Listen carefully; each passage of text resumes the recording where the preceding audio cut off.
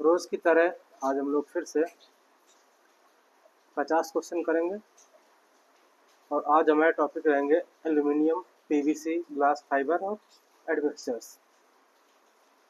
इन topics के साथ building material हमारा समाप्त हो जाएगा। आज बिल्डिंग मटेरियल का जितना ऑब्जेक्टिव है हमारा आज ख़त्म हो जाएगा। कल से हम लोग एक नए सब्जेक्ट पर काम करेंगे। एक नया सब्जेक्ट है एनवायरनमेंट। कल से हम लोग स्टार्ट करेंगे, उस पर ऑब्जेक्टिव करेंगे। तो आज का सेशन शुरू करते हैं।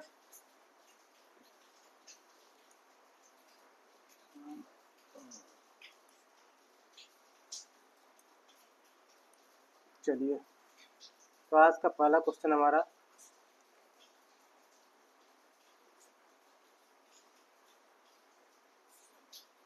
Aluminium is preferred in construction due to. Aluminium को कंस्ट्रक्शन में क्यों प्रेफर किया जाता है, ये पूछा है। तो पहला हाई डेंसिटी के कारण, हाई स्ट्रेंथ के कारण, light weight and corrosion resistance के कारण या ब्रिटल नेचर के कारण। ब्रिटल तो होता नहीं है, तो ऑप्शन इसमें हमारा सी सही है। क्यों? Light weight and corrosion resistance के कारण एल्यूमिनियम को प्रेफर किया जाता है। ऑप्शन सी हमारा सही है। Option C is correct. चलते हैं अगले क्वेश्चन पर। क्वेश्चन नंबर दूसरा हमारा है, सेकेंड नंबर क्वेश्चन हमारा aluminium reacts with air to form. Aluminium air से रिएक्ट करके क्या बनाता है? एल्यूमिनियम एयर से रिएक्ट करके क्या बनाता है? तो एल्यूमिनियम जो है हवा के संपर्क में आने से ऑक्सीडाइज होता है। ऑक्सीडाइज होकर पतली परत बना लेता है जो आगे कोरोजन को रोकती है। तो क्या करेगा? ऑक्सीडाइज होगा, एल्यूमिनियम ऑक्साइड बनाएगा। ऑप्शन सी हमारा सही है। Option C is correct. Next question हमारा, which of the following is not an advantage of aluminium. इनमें से कौन एल्यूमिनियम का एक एडवांटेज नहीं है? एल्यूमिनियम का एक एडवांटेज नहीं है। तो नॉन कोरेसिव होता है, लाइट वेट होता है, डक्टाइल भी होता है, हाई मेल्टिंग पॉइंट। इसका मेल्टिंग पॉइंट जो है कम होता है, जिससे जल्दी पिघलता है। ये इसका एडवांटेज नहीं है। हाई मेल्टिंग पॉइंट नहीं होता, इसका मेल्टिंग पॉइंट कम होता है। Option C is correct. और इसका मेल्टिंग पॉइंट किस टेम्परेचर पे होता है? 660 डिग्री सेल्सियस पर मेल्ट होता है हमारा एल्यूमिनियम।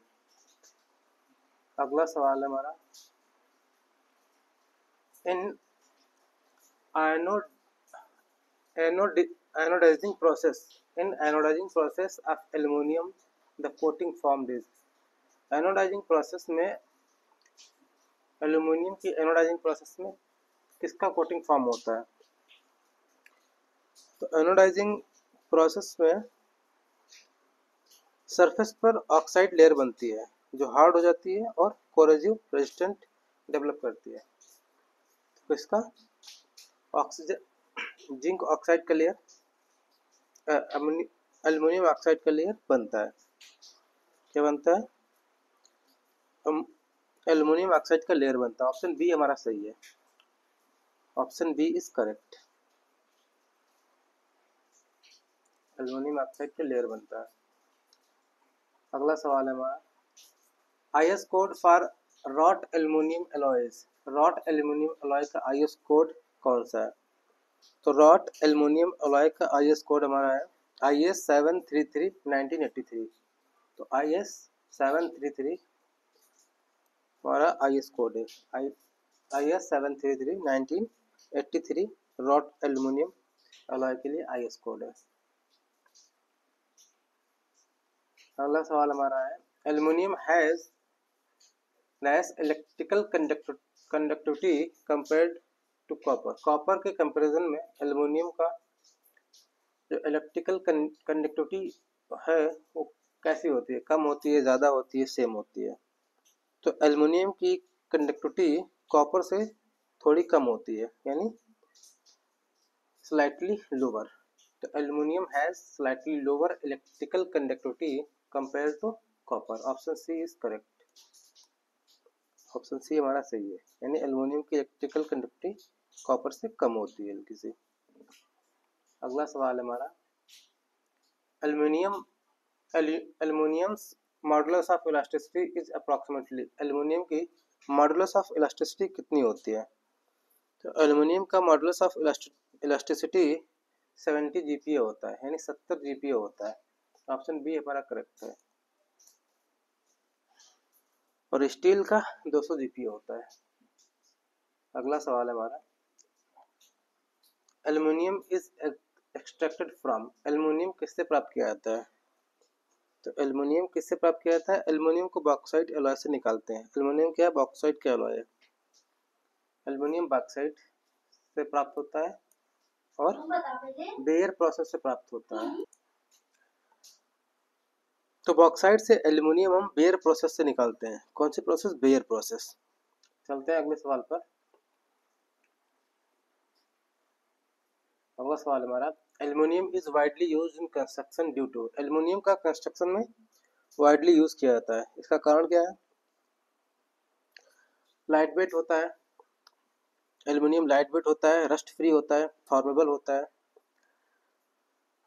इसलिए कंस्ट्रक्शन में ज़्यादा यूज किया जाता है। लाइट वेट इसका मेन रीजन है, तो ऑप्शन सी हमारा सही है।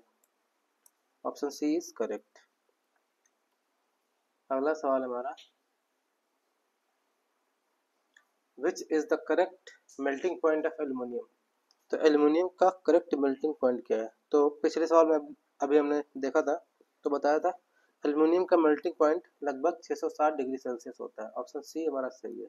एल्युमिनियम का मेल्टिंग पॉइंट 660 डिग्री सेल्सियस। अगला सवाल है हमारा, पीवीसी इज ए, पीवीसी क्या है? तो पीवीसी एक थर्मोप्लास्टिक है। पीवीसी एक थर्मोप्लास्टिक है जिसे हीट करके मोल्ड किया जा सकता है। तो पीवीसी का फुल फॉर्म होता है पॉलीविनाइल क्लोराइड। पीवीसी का फुल फॉर्म पॉलीविनाइल क्लोराइड क्या है? Thermoplastic. Option B is correct. अगला सवाल है हमारा, the main monomer used in manufacturing PVC is, PVC की फैक्चरिंग में मोन मोन जो मेन मोनोमर क्या है जो यूज होता है? मेन मोनोमर पीवीसी की मैन्युफैक्चरिंग में मेन मोनोमर यूज होता है vinyl chloride. Vinyl chloride main monomer है पीवीसी मैन्युफैक्चरिंग का। Option B is correct. चलते हैं अगले सवाल पर। PVC is widely used in, PVC का ज़्यादातर यूज कहाँ किया जाता है? तो पीवीसी का ज़्यादातर use electrical insulation, water pipes और ड्रेनेज में किया जाता है। किसमें? इलेक्ट्रिकल इंसुलेशन, वाटर पाइप्स और ड्रेनेज में। तो इलेक्ट्रिकल कंड्यूट्स एंड पाइप्स इसमें ज़्यादातर यूज किया जाता है। कंड्यूट्स मतलब pipe, electrical conduits. Option C हमारा सही है। अगला सवाल है हमारा, the process of making PVC soft and flexible is called, PVC को सॉफ्ट और फ्लेक्सिबल बनाने की प्रोसेस को क्या कहते हैं? तो प्लास्टिसिजेशन, प्लास्टिसिजेशन क्या बोलते हैं? प्लास्टिसिजेशन। पीवीसी को सॉफ्ट और फ्लेक्सिबल बनाने के प्रोसेस को प्लास्टिसिजेशन बोलते हैं। Option B is correct. Plasticisation. चलते अगले सवाल पर।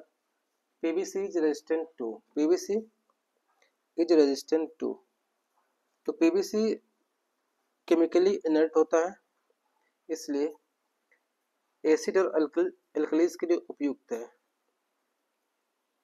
पीवीसी क्या होता है? केमिकली इनर्ट होता है, यानी कोई किसी के साथ कोई रिएक्शन नहीं करता है, इसलिए एसिड और एल्कलीज के लिए उपयुक्त होता है। ऑप्शन सी हमारा सही है। Option C is correct. चलते हैं अगले सवाल पर।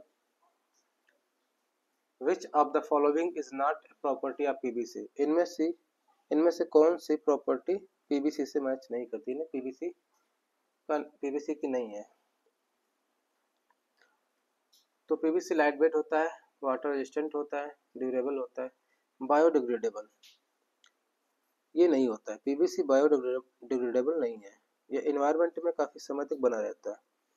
यानी पीवीसी बायोडिग्रेडेबल नहीं है, ये प्रॉपर्टी पीवीसी की नहीं है। Option C is correct.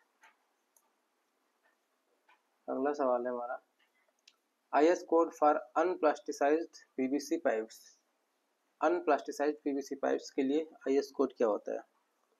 तो अनप्लास्टिसाइज्ड पीवीसी पाइप्स के लिए आईएस कोड होता है हमारा IS 4985-2000। IS 4985-2000। ऑप्शन ए हमारा सही है। Option A is correct.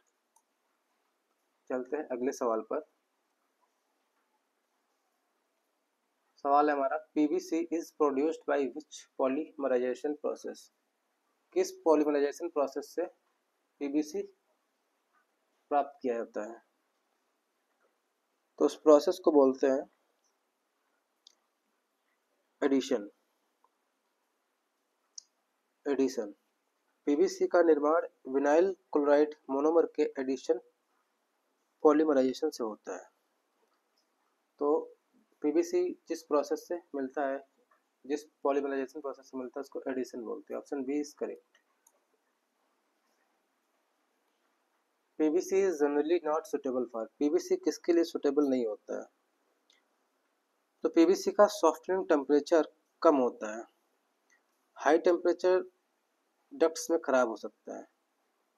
तो हाई टेम्परेचर डक्ट्स में पीवीसी खराब हो सकता है। इसका पीवीसी का सॉफ्टनिंग टेम्परेचर कम होता है, कितना? 80 डिग्री सेल्सियस के लगभग होता है। ऑप्शन हमारा सी सही है। अगला सवाल हमारा, common plasticiser used in PVC is. PVC में यूज होने वाला कॉमन प्लास्टिसाइजर कौन सा है? तो डीओपी। डीओपी एक मेन प्लास्टिसाइजर है पीवीसी में यूज होने वाला, जो पीवीसी को फ्लेक्सिबल बनाता है। क्या करता है? पीवीसी को फ्लेक्सिबल बनाता है। डीओपी का फुल फॉर्म होता है डायोक्टाइल फेथलेट। डायोक्टाइल फेथलेट। ऑप्शन ए हमारा सही है, डीओपी। डीओपी क्या है? कॉमन प्लास्टिसाइजर है जो पीवीसी में यूज होता है, पीवीसी को फ्लेक्सिबल बनाता है। अगला सवाल है हमारा, glass fibres are mainly use for. हमारा टॉपिक ग्लास यहाँ से शुरू होता है। तो glass fibres are mainly use for. Glass fibres mainly किसके लिए यूज होते हैं? तो ग्लास फाइबर्स का यूज मेनली रिइंफोर्समेंट के रूप में होता है। किसके रूप में? रिइंफोर्समेंट के रूप में। ग्लास फाइबर्स का यूज मेनली रिइंफोर्समेंट के रूप में होता है। ऑप्शन हमारा सी सही है। Option C is correct. अगला सवाल है हमारा, glass fibers is made of. Glass fiber किससे बना होता है? तो glass fiber fine glass filament से बना होता है, जो टेंसाइल स्ट्रेंथ बढ़ाता है। फाइन ग्लास फिलामेंट से बना होता है। ग्लास फाइबर्स जो होते हैं फाइन ग्लास फिलामेंट से बने होते हैं, जो क्या करते हैं? टेंसाइल स्ट्रेंथ को बढ़ाते हैं। ऑप्शन सी हमारा सही है, फाइन ग्लास थ्रेड्स या filaments. Option C is correct. क्या करते हैं? टेंसाइल स्ट्रेंथ बढ़ाते हैं। अगला सवाल हमारा, GFRP stands for.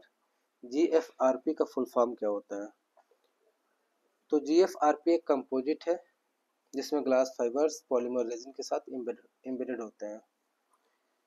Option B हमारा सही है। ऑप्शन बी फुल फॉर्म हमारा glass fiber reinforced polymer. Glass fiber reinforced polymer.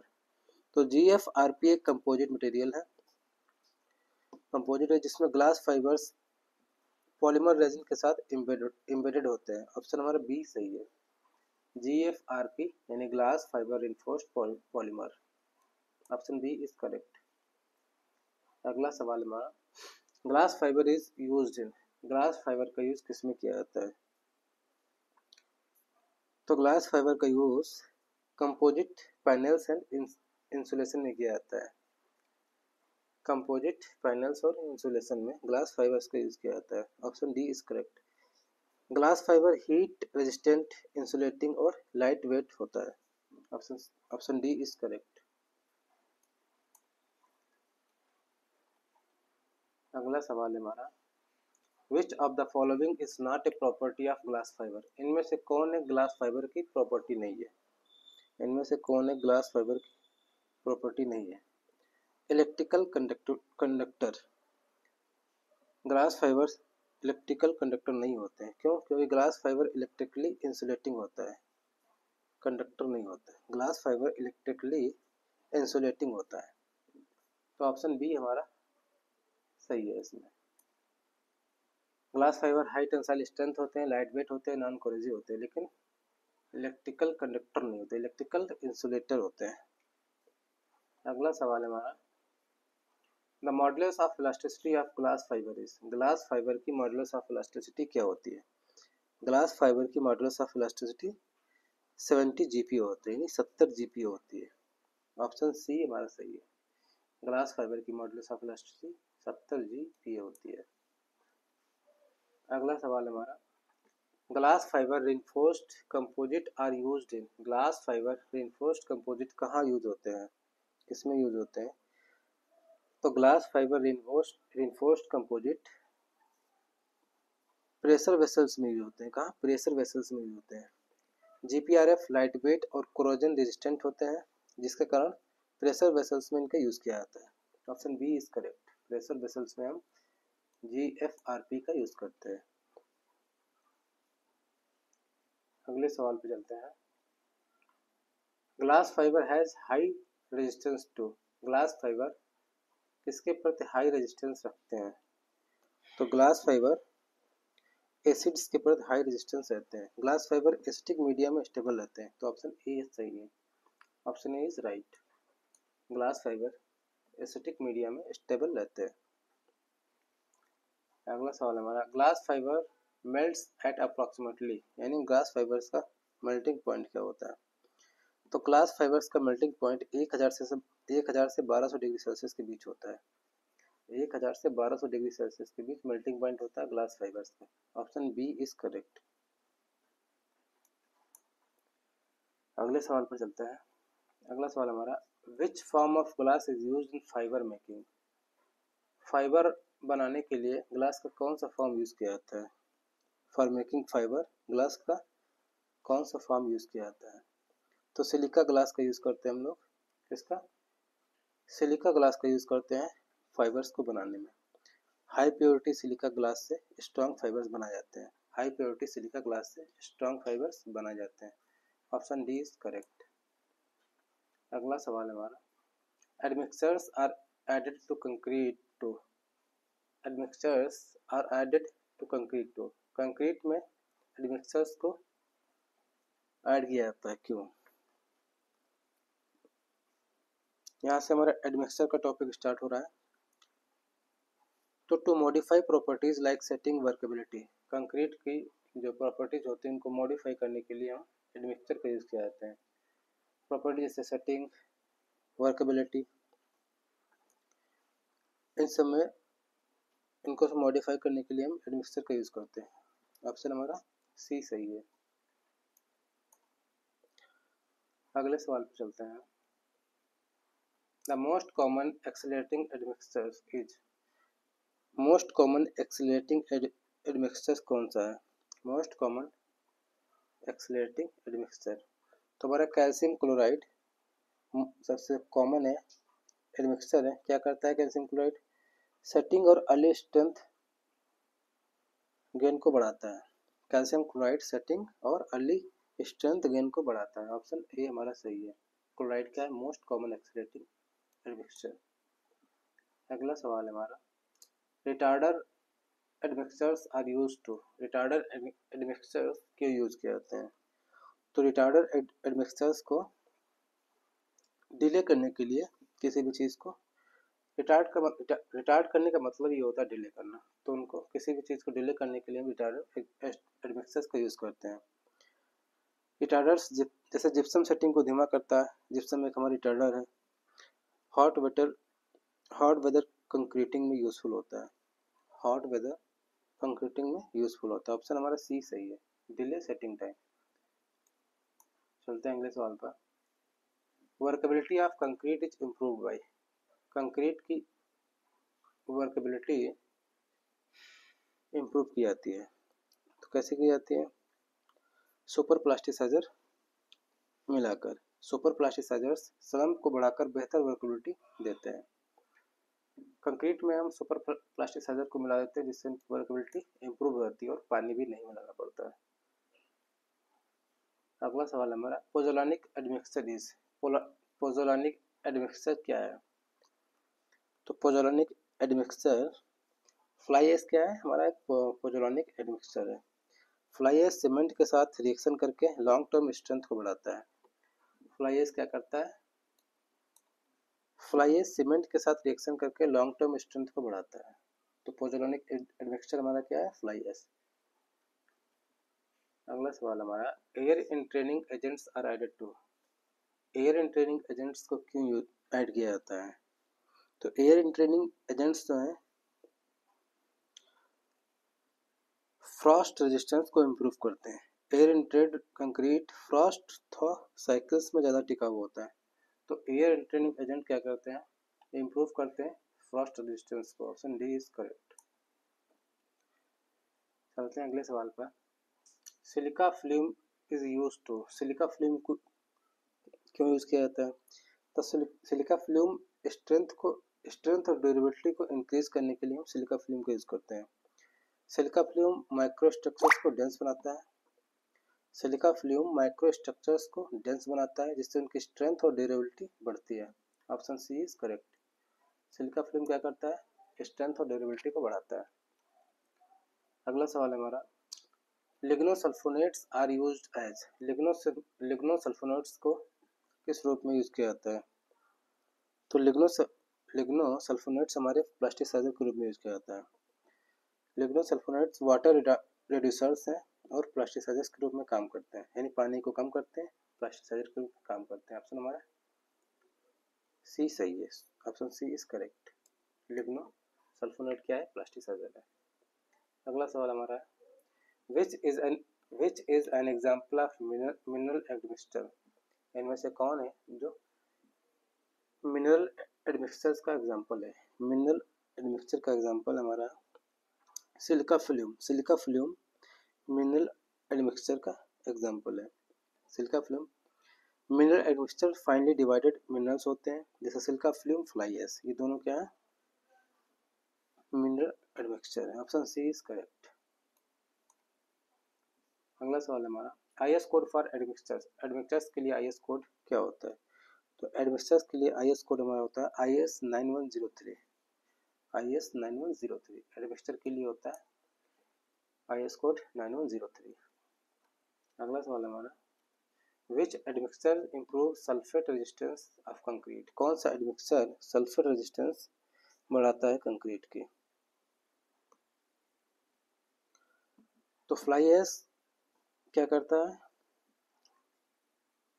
Sulphate resistance बढ़ाता है कंक्रीट की। ऑप्शन ए हमारा सही है। ऑप्शन सी हमारा सही है। फ्लाई ऐश कंक्रीट को डेंस और इम्परमेबल बनाता है जिससे सल्फर अटैक से सुरक्षा मिलती है। फ्लाई ऐश क्या करता है? कंक्रीट को डेंस बनाता है और इम्परमेबल बनाता है जिससे सल्फर अटैक से सुरक्षा मिलती है। चलते हैं अगले सवाल पर। Function of superplasticizer in concrete is to, concrete में सुपर प्लास्टिसाइजर का फंक्शन यानी काम क्या होता है? तो इम्प्रूव करना वर्केबिलिटी को without more water, superplasticizer का काम होता है वर्केबिलिटी को इम्प्रूव करना बिना पानी बढ़ाए, बिना ज़्यादा पानी मिलाए। ऑप्शन डी हमारा सही है। अगला सवाल हमारा an admixture use to delay the initial set of cement paste is, cement paste का इनिशियल सेटिंग को डिले करने के लिए कौन सा एडमिक्सचर का यूज किया जाता है? तो ये तो सबको पता होगा, जिप्सम का यूज किया जाता है। Option C is correct. अगला सवाल हमारा air entrainment in concrete helps in, concrete में एयर इंटेनमेंट करके किस चीज में हेल्प मिलती है? तो resistance to freeze thaw, improve resistance to freeze thaw, यानी फ्रीजिंग और थॉइंग रेजिस्टेंस में इम्प्रूवमेंट देखने को मिलता है। ऑप्शन हमारा सी सही है। एयर इंटरनल होता क्या है इसको समझ लो। एयर बबल्स कंक्रीट में, एयर जो है कंक्रीट में डाली जाती है, मिक्स की जाती है। एयर बबल्स क्या करते हैं, माइक्रो इंसुलेशन का काम करते हैं, जिससे वो फ्रीजिंग के टाइम पर क्रैक नहीं करता है। अगले सवाल पे चलते हैं। विच of the following is A retarding admixture, इनमें से कौन एक रिटार्डिंग एडमिक्सचर है? तो हमारा लिग्नोसल्फोनेट क्या है, रिटार्डिंग एडमिक्सचर है। लिग्नोसल्फोनेट प्लास्टिसाइजर के साथ रिटार्डिंग भी करता है, खासकर हॉट वेदर में यूज होता है। लिग्नोसल्फोनेट प्लास्टिसाइजर भी है और रिटार्डर भी है। क्या है, लिग्नोसल्फोनेट प्लास्टिसाइजर भी है और रिटार्डर भी है। अगला सवाल हमारा, the ideal amount of air entrainment in air entrained concrete, concrete में एयर इंट्रेनिंग का आइडियल अमाउंट क्या है? तो 4 से 7% तक एयर इंट्रेनमेंट ड्यूरेबिलिटी और फ्रॉस्ट रेजिस्टेंस के लिए ऑप्टिमम होता है। 4 से 7% तक हम एयर इंट्रेनिंग करते हैं। ये अमाउंट जो है एयर इंट्रेनमेंट, इतना अगर 4 से 7% करते हैं तो उसकी ड्यूरेबिलिटी बढ़ाएगा, फ्रॉस्ट रेजिस्टेंस के लिए ऑप्टिमम होता है। अगला सवाल हमारा, admixture should be added to concrete, admixture should be added to concrete, यानी कंक्रीट में एडमिक्सचर को कब यूज किया जाना चाहिए? तो ड्यूरिंग मिक्सिंग के टाइम पे एडमिक्सचर को यूज किया जाना चाहिए। ऑप्शन सी इज करेक्ट, ना पहले ना बाद में, कब? कंक्रीट मिक्सिंग के टाइम पे। क्यों? क्योंकि ताकि वो यूनिफॉर्मली डिस्ट्रीब्यूट हो सके, समान रूप से मिक्सिंग हो सके उनकी। अगला सवाल हमारा, what is the primary purpose of mineral admixture like silica fume, silica fume का प्राइमरी पर्पज क्या होता है? सिलिका फिल्म एक मिनरल एडमिक्सचर है, इसका प्राइमरी पर्पज क्या होता है? सिलिका फिल्म का प्राइमरी पर्पज होता है to improve chemical resistance and strength, chemical resistance और स्ट्रेंथ को बढ़ाना। सिलिका फिल्म कंक्रीट को केमिकली डेंस बनाता है, जिससे उसकी ड्यूरेबिलिटी बढ़ती है और स्ट्रेंथ बढ़ती है। Option B is correct, silica fume क्या करता है, कंक्रीट को केमिकली डेंस बनाता है, जिससे उसकी ड्यूरेबिलिटी और स्ट्रेंथ बढ़ती है। अगला सवाल हमारा, the function of admixture like zinc oxide, zinc oxide admixture है, इसका क्या काम होता है? तो जिंक ऑक्साइड का काम होता है fungicide and water repellent. Zinc oxide water repellent और फंगिसिडियल एडमिक्सचर के रूप में यूज किया जाता है। वाटर रिपेलेंट यानी पानी को दूर करता है। ऑप्शन हमारा सी सही है, option C is correct. Zinc oxide water repellent है और फंजीसाइड है। अगला सवाल हमारा, लास्ट सवाल है, which of the following is a chemical admixture as per 9103, इनमें से कौन एक केमिकल एडमिक्सचर है IS 9103 के अनुसार? तो हमारा सुपर प्लास्टिसाइजर क्या है? सुपर प्लास्टिसाइजर एक एडमिक्सचर है IS 9103 के अनुसार। क्या करता है, डिफाइंड केमिकल एडमिक्सचर है ये, जो वर्केबिलिटी को बढ़ाने में मदद करता है। सुपर प्लास्टिसाइजर क्या करता है, वर्केबिलिटी को बढ़ाने में मदद करता है। ऑप्शन सी हमारा सही है, ऑप्शन सी इज करेक्ट। तो हमारा जो है बिल्डिंग मटेरियल सब्जेक्ट का सारा ऑब्जेक्टिव यहाँ पे समाप्त होता है। कल हम लोग एक नए सब्जेक्ट को लेकर आ रहे हैं, एनवायरमेंटल इंजीनियरिंग। इसी तरह उसके भी टॉपिक हम लोग कुछ टॉपिक लेके डेली करेंगे। मिलते हैं कल फिर से। अगर किसी सवाल में कोई डाउट आ रहा है, किसी का आंसर गलत लग रहा है, तो कमेंट करें, हम लोग उस पर डिस्कस करेंगे।